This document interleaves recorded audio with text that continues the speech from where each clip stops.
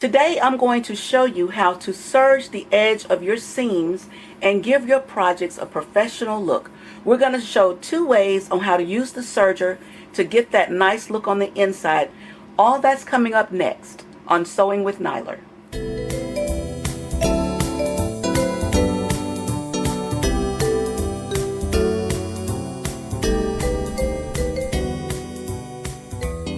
For those of you that have a serger, I'm going to show you how you can finish off your seams real professional. Maybe you have a serger and you're afraid to use it or you're not really sure.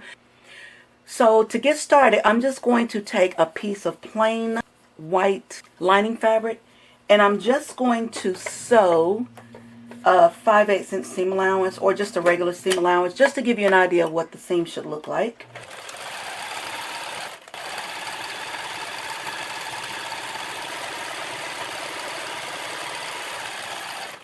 So now I have sewn my seam, and as you can see, the seam is rather pretty, but because this is a liner, you can see where it's starting to fray, and this is where I recommend finishing the edges. You can use a zigzag or a roll stitch or a French seam. You can check out my video on how to do all those stitches as well. But in this video, I'm going to show you how to serge finish your edge so that you get a really nice, pretty, professional look. So now let's switch over to the serger. So I have swapped out machines. It's already threaded, so check out the video on how to thread it. But to start with, the serger, the foot always stays down in the down position. You rarely have to lift it up. You can lift it up to put fabric under it, but I never have to do that because you're just going to run across the blade. There's a blade right here. It's hard to see it, but there's a blade on the top. There's also one on the bottom. And as you start to sew, the blade is going to cut the fabric and the loopers are going to loop the thread around the edge of the fabric and finish it off. So let's take a look at how that looks once we start to serge. You see how I don't even have to lift the presser foot? I just put the fabric there and it starts to grab it.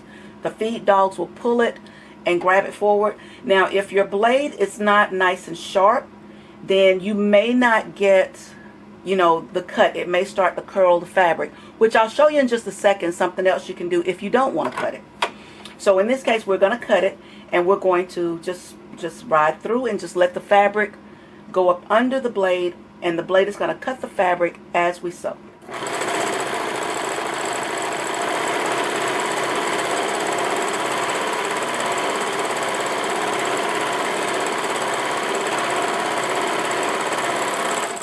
Once you finish sewing or serging, go ahead and mash the presser foot a little bit.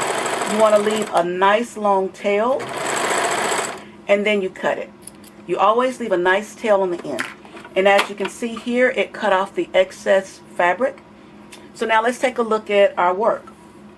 And as you see, it's a really, really pretty, and it's a really nice serged edge. I'm going to go ahead and just cut this off because we're going to start something different. Now what I'm doing is I am just going to cut off the serge edge that I just did, because here's another shortcut. If maybe your blade's not as sharp as it needs to be on your serger, and you don't really want to go through the process of trying to get that blade to be sharpened or to replace the blade, I'm going to show you a shortcut you can do.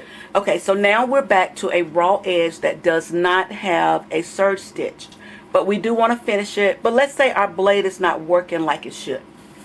You can actually disengage the blade. And on my particular machine, and like I mentioned, this is a brother, and it's the 1034D. But this pretty much is basic for most sergers, but check your manual and make sure your serger works according to the instructions that you need to do to cut your blade off. So I'm going to turn it to the side, and I don't know if you can see this, but right here you have a switch, and it gives you an opportunity to have the blade working or the blade not working. So we're going to switch it over to where the blade is not working. So by doing that, now when you start to serge, the blade is not going to work. So if you ran your fabric too far over, it's just going to boggle it up under there. In this case, you want to make sure that when you're threading the fabric, thread the fabric to the left of the blade. Don't let it touch the blade because there's no need for it now. And in this case, if you like to, you could lift the presser foot, put the fabric under it so that the fabric is riding right beside the blade. So as you can see, I'm on the left side of the blade. So I'm just going to put it down. And now you're going to serge again, but this time the blade is not going to cut.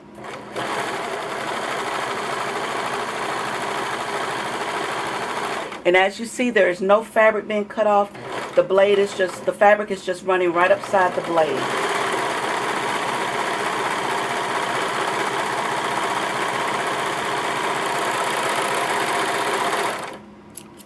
Okay, let's take a look at that. So now you see, you get the same results. It's just that you're not cutting it. The only downside to that is that the fabric may have a tendency to curl. You see how it's starting to curl because I didn't have it cut perfectly straight.